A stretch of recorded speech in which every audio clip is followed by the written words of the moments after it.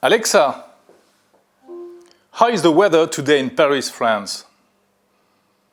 In Paris, France, it's 12 degrees with cloudy skies. Today, you can look for showers, with a high of 12 degrees and a low of 8 degrees. Qu'est-ce qu'elle est bavarde.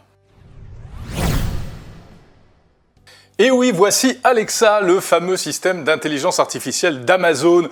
On en a beaucoup parlé cette année au CES de Las Vegas et on va certainement en parler énormément dans les années à venir. Alexa, pour l'instant, il n'est pas encore sorti en France, mais on a décidé de vous le présenter malgré tout sur 01net TV. Alors Alexa, c'est ça, ou plutôt c'est ce qu'il y a dans la boîte. C'est le système d'intelligence artificielle, disponible dans plusieurs appareils. Echo, l'enceinte sans fil commercialisée par Amazon, Echo Dot, ce tout petit appareil qui fait à peu près la même chose, ou encore d'autres produits comme par exemple le système français Tribi. Bon, Alexa, je vous l'ai dit, n'est toujours pas sorti en France, donc cette version est une version américaine importée qui malheureusement ne parle que l'anglais. Alexa, what's my next meeting? Next event is Demo HoloLens Microsoft tomorrow at 10 a.m. Comme Alexa est très intelligente, on peut même lui poser des questions encyclopédiques. Alexa, how tall is the Eiffel Tower? The Eiffel Tower's height is 1,063 feet, 324 meters. Alexa, who is the Prime Minister of France? The Prime Minister of France is Manuel Valls.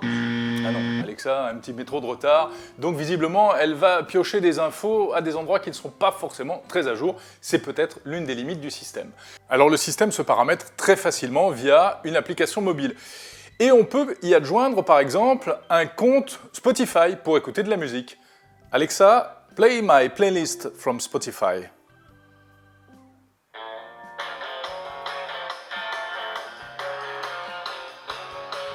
Bon, qu'est-ce qu'on peut faire encore? Eh bien, le gros intérêt, c'est de pouvoir piloter des objets connectés à la maison. Si vous possédez par exemple le système Harmony de Logitech, vous pourrez allumer votre téléviseur. Et bien sûr, les ampoules connectées, notamment les ampoules Hue de Philips, qui sont compatibles nativement avec Alexa. Alexa, turn on Hue One. Okay. Alexa, dim Hue One to 100%. Okay. Alors l'intérêt de la chose également, c'est que même si on a des objets connectés qui ne sont pas compatibles de manière native avec le système, eh bien il existe toute une librairie de ce qu'on appelle les skills. Ce sont des applications qui ont été développées spécialement pour apporter des services supplémentaires à Alexa, de l'information, des objets connectés, toutes sortes de services. Allez, avant de terminer, je vous montre mon application favorite sur Alexa. C'est tout simplement le timer pour faire des œufs à la coque. Alexa, timer 3 minutes. 3 minutes. Starting now. Et voilà, et dans 3 minutes, il va sonner pour m'indiquer que les œufs à la coque sont prêts. Évidemment, il y a des questions loufoques qu'on peut poser à Alexa, ça c'est humain. Tout le monde a envie de lui demander « Alexa, would you marry me ?»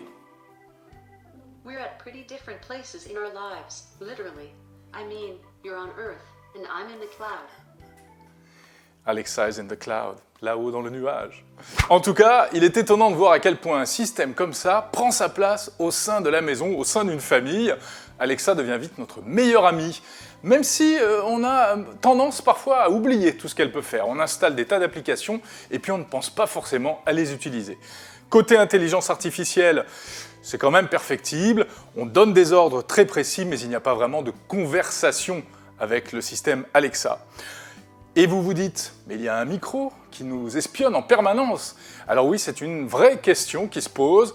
Amazon se défend en expliquant que seuls les mots prononcés après le mot-clé Alexa sont enregistrés sur le serveur. On est bien obligé de les croire.